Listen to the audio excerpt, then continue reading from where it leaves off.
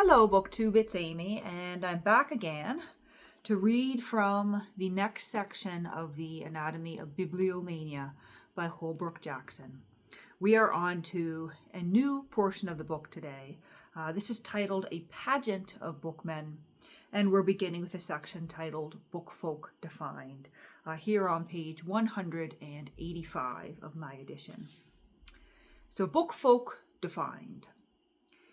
In other sections, mention is made, among many comfortable objects, of the usefulness, purpose, and pleasures which proceed from books.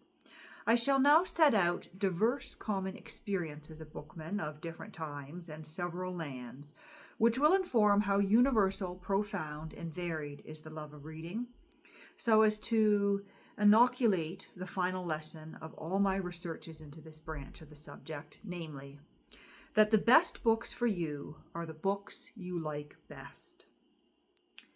And that in any catalog of bookish preferences, taste cancels out. Books are like people. Few suit all palates, all arouse dislike. And the best books, those that have survived the test of time and the slings and arrows of critics and lovers, remain closed to most people.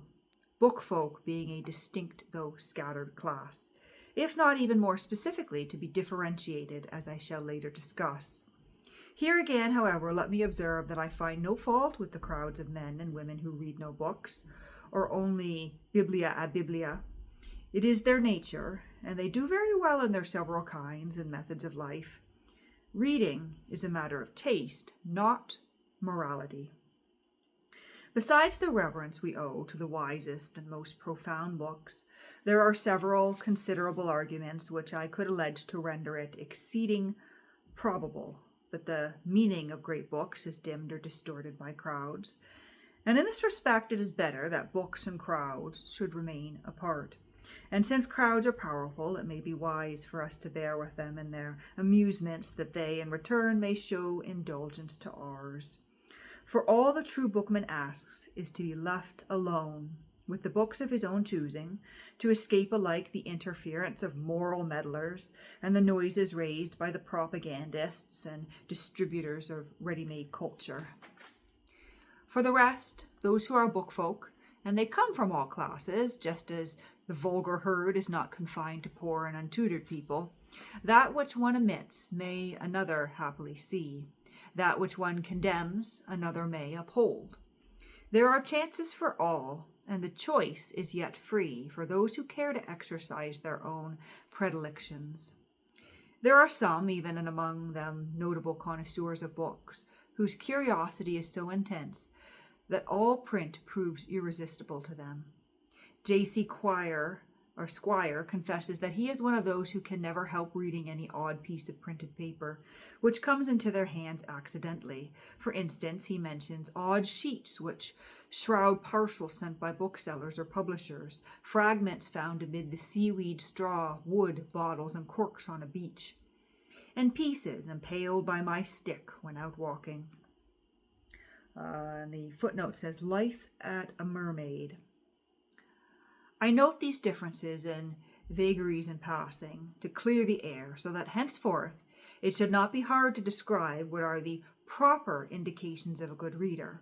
I shall now therefore get down to the facts, and so make more familiar and easy his tastes, whims, eccentricities, for everyone's capacity, which is a chief end of my discourse.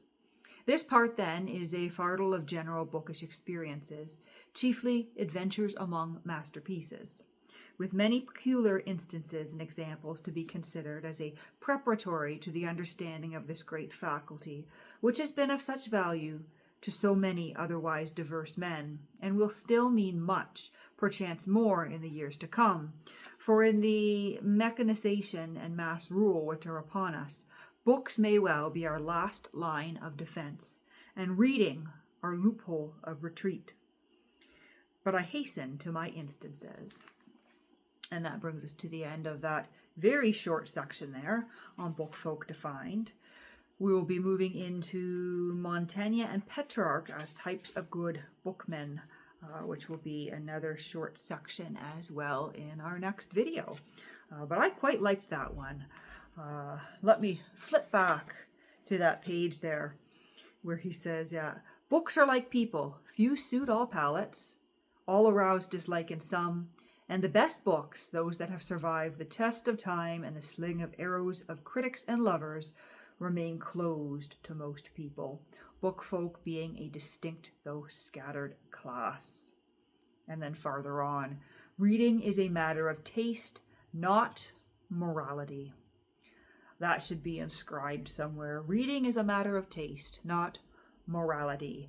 It doesn't make you more or less of a good person, whether you read or not.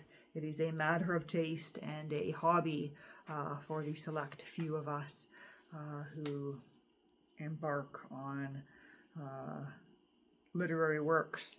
I would say it's few and far between those of us who take the time to pick up something like Holbrook Jackson, and that is perfectly okay. It is for a small number of us to enjoy these types of works. But we'll end it there for today.